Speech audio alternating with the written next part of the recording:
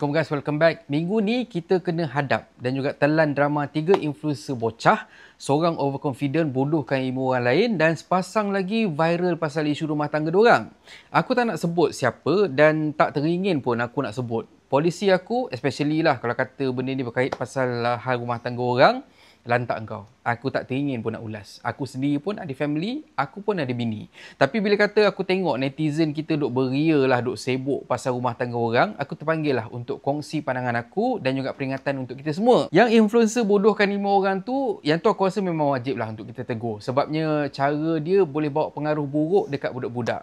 Risau sekarang ada yang rasa macam, oh coolnya budak ni kan. Kalau kata kita tengok pun dia punya followers dia ramai, video dia pun banyak gila view. So orang pun jadi ikut dengan dia punya perangai. Aku punya teguran, advice aku simple je. Stop glorify influencer sampah, tak ada faedah macam ni. Kita yang buatkan diorang famous sebenarnya. Waktu kita nampak bangangnya konten diorang tu, aku faham. Kita terpanggil untuk tegur, untuk kita kritik influencer ni benda semua. Tapi berapa ramai lagi antara korang yang tak tahu. Sebenarnya, bila kata korang engage dengan konten diorang, tak kisahlah korang komen ke, korang kritik ke. Tetap juga korang bagi sumbangan untuk engagement diorang ni. Jadi, kalau kata korang nampak update atau kontroversi yang diorang buat, letak dalam mindset korang ni, ini tai. So kalau kata kita duduk lama-lama atau kita tenung lama-lama tai ni, takut nanti kan terjangkit pula kebodohan dia.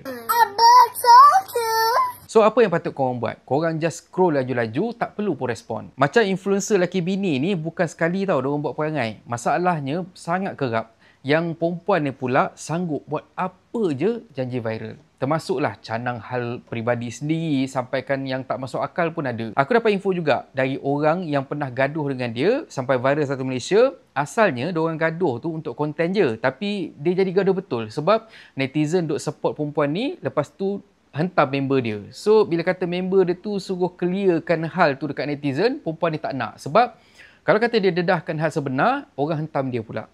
End up sampai ke sudah bermusuh. Cuma aku pelik, netizen boleh lagi duk minat nak layan drama diorang ni benda semua. Dia satu benda yang korang kena realise, tiga-tiga influencer ni, dia buat benda-benda bengap semua ni bukan sebab apa? Sebab alasan yang simple sebenarnya. Duit. Contohnya macam kata bocah seorang ni, dia duk hina pasal ilmu orang benda semua kan, dekat belakang tu korang boleh tengok sendiri, dia boleh buka paid review. Yang pasangan tu pula, bila kata ramai simpati, diorang jual produk itu ini. Aku tengok sampai siap ada portal yang share screenshot, netizen duk tanya, ni gaduh-gaduh ni semua kan, duk apa orang kata tu, duk canang hal peribadi pasal rumah tangga ni semua, nak jual produk apa pula, nak launch produk apa pula lepas ni. So, hentikanlah support drama-drama sampah macam ni. Tak cukup lagi ke drama stesen TV dah tambah dah daripada pukul 6 sampai bawa sampai ke pukul 8. Sambung pula drama dekat channel lain bawa sampai ke pukul 11. Elok lagi aku rasa layan drama TV tu sebab kita sendiri maklum yang itu memang lakonan. Berbanding dengan influencer yang terang-terang dia bodohkan orang tapi tak mengaku.